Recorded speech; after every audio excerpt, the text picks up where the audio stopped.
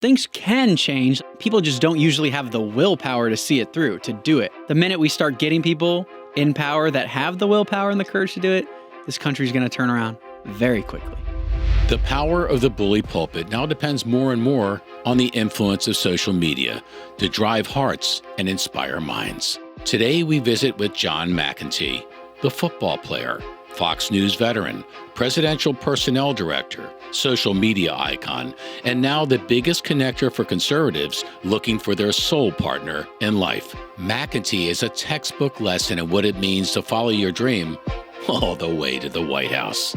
From Ballard Studios in Washington, D.C., a special edition of 13th and Park. We give you information, not a panic attack. I mean, look what's going on. I mean, my God. This was it. My kids were gonna die. That time is gone forever. This is the biggest story in America. We weren't prepared for this. Don't you want to speak truth to power? Toughest thing I ever had to do. So, Johnny, welcome to the show. Welcome to 13th and Park, back to Washington.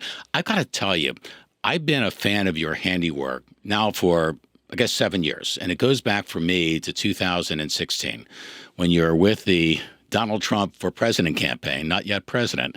And you got to be very involved in putting together a lot of the rallies, organizing a lot of the rallies that have redefined, I think, what was an American tradition, kind of barnstorming in all the most enjoyable, creative, and impactful ways. So I want to start with a clip from 2016. I'm sure your hands were all over this one as they were all over the country, and see what you think about how that tradition continues on to today.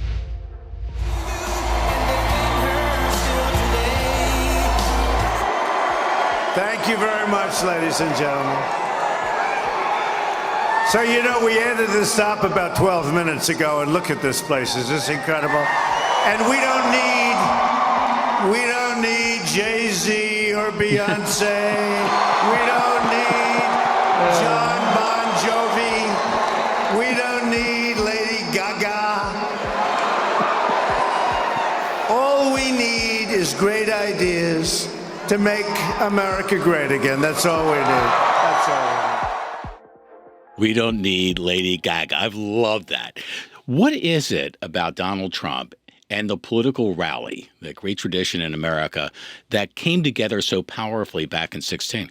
Yeah, I think it's what he was tapping into, being this unconventional candidate and talking about issues that people had abandoned.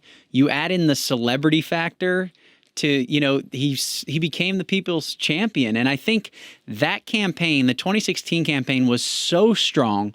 He's almost running on that still to this day. That's how strong it is. You have a governor that's liked and respected in the conservative community that goes against him, can't break through. Why is that? It's because he's still tapping into that special magic he had back then, here almost 10 years later. And when you were at those rallies, it was almost, I brought my dad to one. He's like, this is like a spiritual revival, the energy back in 2016 at these rallies. It was just crazy. And I remember one instance where people got rowdy and the president stopped, and there was protesters happening at the time. He said, what did you say? What did you say? He's trying to and the whole place got quiet because they thought it was a protester. Right. And the guy stood up and he said, I said, you make me feel proud to be an American. Wow. And the whole place erupted, right. And so it was just this magical time. It was really fun to be a part of. A lot of this, though, Johnny, right, unscripted. I mean, he is so good on his feet. I mean, whether you support or don't support Donald Trump, you have to admire how powerfully he can bring it. And a lot of it seems to be very spontaneous. Yeah, I think, when he first started out, when I started out in 2015, it was all off the cuff. And then as we got closer to the general election, obviously we wanted to get some policy points across, and Stephen and those guys did a good job. But I think people most enjoy his riffs because it's sort of how we feel. It's how we would talk at dinner about a certain issue rather than a script. And I think even to this day, people enjoy that portion of the speech the most. Was there any particular rally that you remember even to this day that, for whatever the reason was, really stood out among all the others? The first one we did in Mobile, Alabama, in a football stadium. He came out to Sweet Home, Alabama. There was, 20,000 or 30,000 people there. It was August of 2015. He was just hitting his stride. It was right around the time of the first debate. That one sticks out to me. I got to go down early, help the advance team set it up, and it was pretty special. But as it's actually happening, don't you have that extra sense of wow? Yeah, when you look around and you just see all the people and the energy and, all of their hopes and dreams are riding on this guy, it's really, really powerful. Okay, so Donald Trump wins the presidency. You join the family in the White House. Give me your recollections of what it was like to work in the White House. Everyone who's never been there, even if you've been on a tour, what is it like a day in the White House? So there's a lot of things. I use this example because there's a lot of things in life where you'll ask someone, a rock star or a professional athlete, and you'll say, well, what's it really like? And they'll say, oh, it's nothing like the movies. But the White House is everything like the movies. It's very fast paced. You're watching history unfold. You're on a helicopter. You're on Air Force One. You're traveling with the president overseas. Everyone's moving a mile a minute. It's very exciting. And I think the most important thing we would do sometimes is kind of just take a step back and take it all in and be like, wow, we are so lucky to be here. Anyone that lives in DC or doesn't, that wants the opportunity to work there or ever has the opportunity, even just to have the most low-level job, just take it because it's an amazing place to work. And also, you might move on up the ranks. Well, isn't it the kind of place, too, where it could be 2 o'clock in the afternoon and something really wonderful happens on the president's watch and everyone is very high. And then at 2:05, something hits the fan, right? And suddenly the high becomes, Yeah, there's high highs and low lows. I mean, you're the center of the world, but you flow with it and it makes it even more exciting. Well, you traveled also with the president in different places in the world. Saudi Arabia was one I remember. Any particular trip that kind of opened your eyes about how really cool this was to be right there as history is being made by someone who, as you know, can really bring it? Yeah, there was a few. A lot of the different summits, because he's there with other world leaders, and you see him next to Putin or Xi Jinping or whoever, and it's like, wow, and you feel like this pride and like this is our leader. And so any of those, we went to one in Italy, one in Vietnam, amazing. One travel story in particular was when we went to Paris and they shut down the Eiffel Tower for him. And him and the President Macron had dinner at the top, and the staff, we also got to have dinner. So they closed the Eiffel Tower for us. We're looking over Paris, I'm with George and Stephen and Hope, and we're like, wow, this is pretty cool. Now, did the president, who is used to traveling around the world, was that a particularly special moment for him on top of the Eiffel Tower? Oh, I'm sure. Yeah, I remember him taking it all in, it's a surreal moment. There were a lot of those overseas, and I'm glad I got to be a part of a few of them. Just recently, you joined in leading the Heritage Foundation's Project 2025 to start to put together a database of people who may serve in a future administration. You, as personnel director in the White House, were involved directly or indirectly with lots of interviews, right? What are you looking for? What is it exactly you're looking for? What would a good applicant come off as versus another that's maybe not quite ready for prime time? Well, the number one thing you're looking for is people that are aligned with the agenda. And the last time, I think we had a few people that weren't, and that's okay, but you shouldn't work there. The president's entitled to a staff that sees the world his way and is going to see it through. Right. So the number one thing is being aligned with the agenda. The second would be competency, being able to actually work in the environment. And experience doesn't matter quite as much because there's a lot of junior roles as well, and sometimes experience is bad, but it's more about just being able to do the job. And the number one thing actually to see a job through is not caving to media pressure, because if you're in an important role, they are going to come after you. It's only a matter of time. And that's where you separate people from pretenders from the contenders. That's when the lights are on, when the game's on the line, when MSNBC's doing their segment.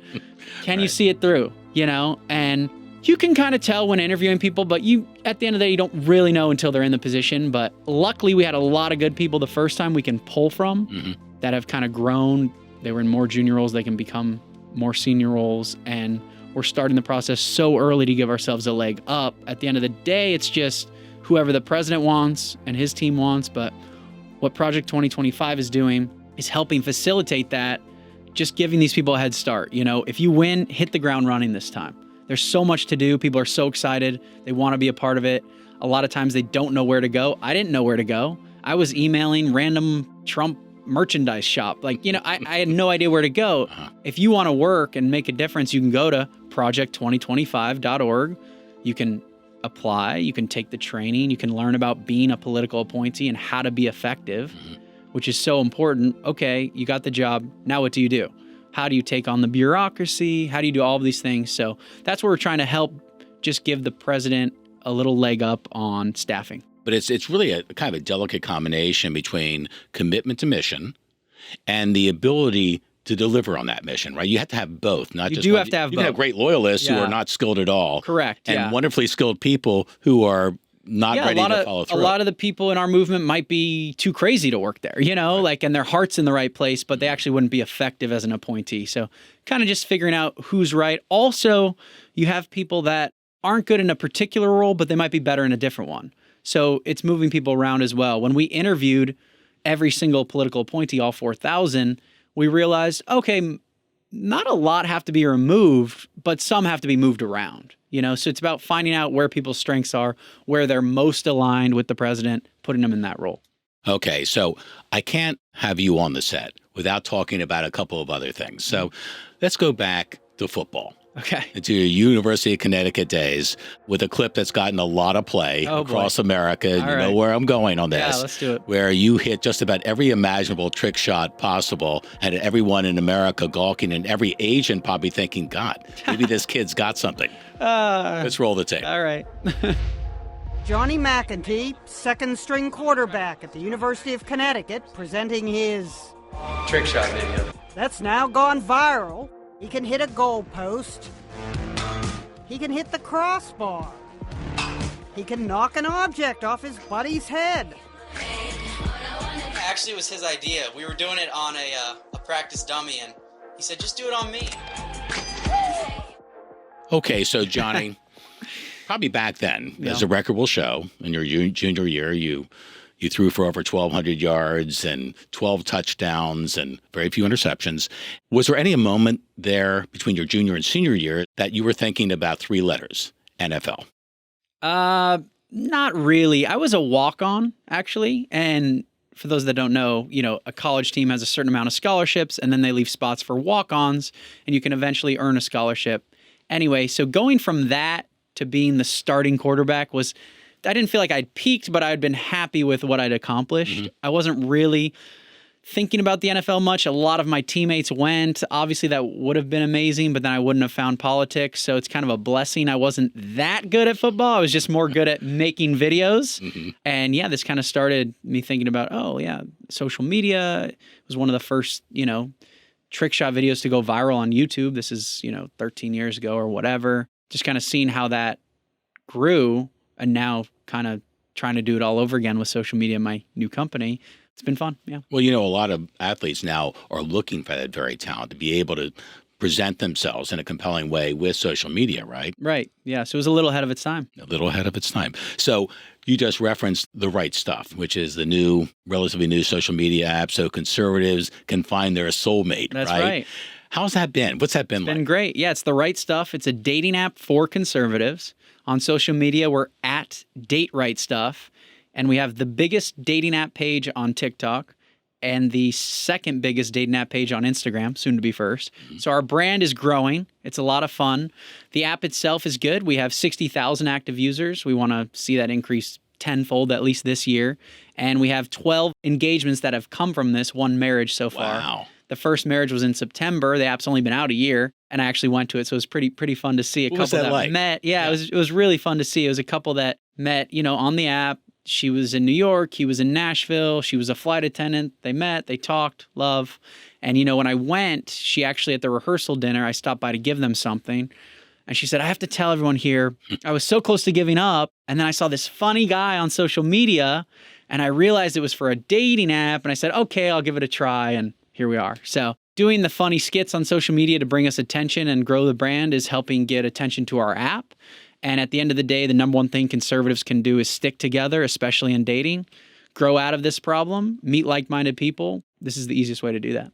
So what is it like to get a call from the President of the United States? Phone rings or whatever it does anymore, buzzes, and you look down and it's Donald Trump calling, even to this moment, because you've gotten lots of calls like that. Yeah. What does that feel like? Well, you don't want to miss the call. Right. Yeah, I mean, you're just I guess when you answer, it's still very formal. So that's kind of exciting. You have the operator, I have the president for you. It's kind of surreal. Even if it happened every single day it was surreal. The president of the United States is calling me, Okay, so talking about social media, obviously you are a big phenomenon on TikTok and on other platforms, but TikTok in particular, over 1.2 million TikTok followers. And so I want to play you a little edited clip from two of my favorites. Okay. And there have been many coming from you. And then we would like to do something here on set we've never done before. Okay. Roll the tape. Liberal at a football game. Love that we're checking for guns. Can we also check for COVID? Are the better teams ever forced to give points to the bad teams? No. They should look into that. To anyone I offended in 2023, try to improve so I don't have to do it again in 2024. We are going to invite Claire, our producer, to come on set. Oh, wow. She is bringing in ice cream. Now, I noticed. Oh, my gosh. Ice I cream love and ice cream. sprinkles, Wait, what? This right? is such Yes. a great idea. So ice cream and sprinkles obviously is a big part of your TikTok shtick. Yeah. And I need you to explain why. All I know is every time I see one of your TikToks and you're eating ice cream, I'm like hungry. Right. Yeah. So what is it about ice cream that became part of your signature to the world? I love ice cream and frozen yogurt. Wow, this is so fun. So I made a few videos and I have this strategy where you get a side of sprinkles because then you can dip and get like the right portion with each bite. Right. Because sometimes they don't put enough sprinkles or they're only at the bottom or it's on the top. Or it's just on the top or, Yes. So in order to get the right portion with every bite, you get the side and then you dip, flip a spoon. But that's pretty good. Where's that from? Claire, where's that from? It's an ice cream place in the International Trade Center. Okay. Yeah, so we did a few videos and I was dipping it and all the liberals were making fun of me for doing it.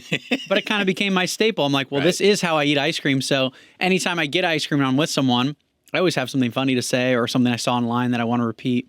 So I just say, hey, can you film me? And we just started doing that. And now I kind of do it. We started out making fun of liberals on dates, because we're doing a dating app. So I'd be like, don't be this. And then I'd impersonate how a liberal would be if you were at an Italian restaurant or whatever. So now whenever I'm eating, I just kind of like try to get a little skit in, it's part of the shtick. But anytime you write all your own material, right? So either I write it, my colleague James writes it, or there's something online we see that we then turn into a video, like a funny meme or someone sends us something. People sometimes send us ideas and then we turn them into videos. But it's been really fun. So if you were doing to your 1.2 million followers on TikTok, a very short piece saying why Donald Trump deserves a second term, what do you say? While you're mulling that over, I'm going to have my first sprinkled ice cream. Yeah. Well, I'd have to say something funny about liberals because that's how I always spin it. So, I could say, life is short. Spend as much time as possible making fun of liberals. But it is 2024 and it's an election year, so make sure you vote for Donald Trump because we need to X, Y, or Z. You can fill in the blank. Something funny, take a scoop of the ice cream, call it a day. Now, has all this ice cream increased your waistline? I mean, people need to ask these kinds of questions. Are you nervous about going a couple pounds beyond? I am nervous about that. Maybe I've gained 3 or 4, but I do intermittent fast. So people are like, how are you eating that? It's like, well, I only eat like once or twice a day. So I don't snack and I don't eat breakfast. So I'm not too worried about it, but try to stay on top of it, yeah. So Johnny, last question. Are you optimistic about the future of the country? I am so optimistic about the future of the country. Beyond this election, I think we have to win this election. But even if we didn't, I'm still super optimistic. I think people want right-wing solutions to these problems. Whether or not they're willing to say it, whether or not they're willing to say that at Thanksgiving dinner, I don't know. But I know deep down they want them. And I'm optimistic about that. I think younger people, especially men, are getting more conservative. I think they find like the current woke culture repulsive. And actually studies show that Generation Z men, young men, are more conservative than my generation, millennials. That makes me optimistic. And also I'm optimistic because working in government makes you realize, change can actually be done. People think, it doesn't matter. Just, vote. I don't need to vote or who cares? Nothing ever changes. Like, no, things can change. People just don't usually have the willpower to see it through, to do it. All we're lacking is courage. We can fix the border immediately. We just don't have the willpower or the courage to do it. And the minute we start getting people in power that have the willpower and the courage to do it, this country's going to turn around very quickly. But you've seen people all over the country. Is that what we're kind of quietly cheering for, regardless of whether you're for Donald Trump or anybody else? Is that what's kind of what people are like thirsting for and not finding? I think they want these solutions that the right is offering. Maybe we have to message them differently, but the further the country goes left, goes into disarray, the more instability there is in the world. Like, people want what we're selling. So eventually that's going to catch up with us, I think. Again, I don't know about 2024. I think it's looking good. I think people want Trump back. I think he's the image, like we saw in the rally, that even his reputation is enough for people to cling to and be like, I want that. You know, I want the wall. Like, fine, just end this, you know, whatever it is. So I'm optimistic, yeah. Okay, so all I can say is the ice cream makers of America applaud you. What you're doing, though, in terms of trying to recruit people with a thirst and an experience and a determination to serve before the fact, as opposed to doing it after the fact, is really wonderful. I wish, you know, everyone would do that. Every administration or potential administration would do that. What America needs is its best. And I think that what you're doing at the Heritage Foundation, what you've done during the Trump administration, the first Trump administration, speaks directly to that. Keep doing it. Keep doing your TikToks. All right, we'll keep doing them. If you go cold turkey on TikTok, half of America is going to freak out, I can tell you. But we'll keep doing them, yeah. And the database we're building at Heritage for the resumes, for the training, teaching people how to be political appointees, we can keep building that for years to come. This is a network that can grow, and we can get stronger every year, every administration. Republicans can build off of this. So I'm pretty excited about it. Johnny, thanks for being on the show. Thank you. Yeah, cheers to us. Yeah. Remember to subscribe today and hit the bell so you never miss another episode of the show with that trademark opener. From Washington, D.C., it's 13th and Park.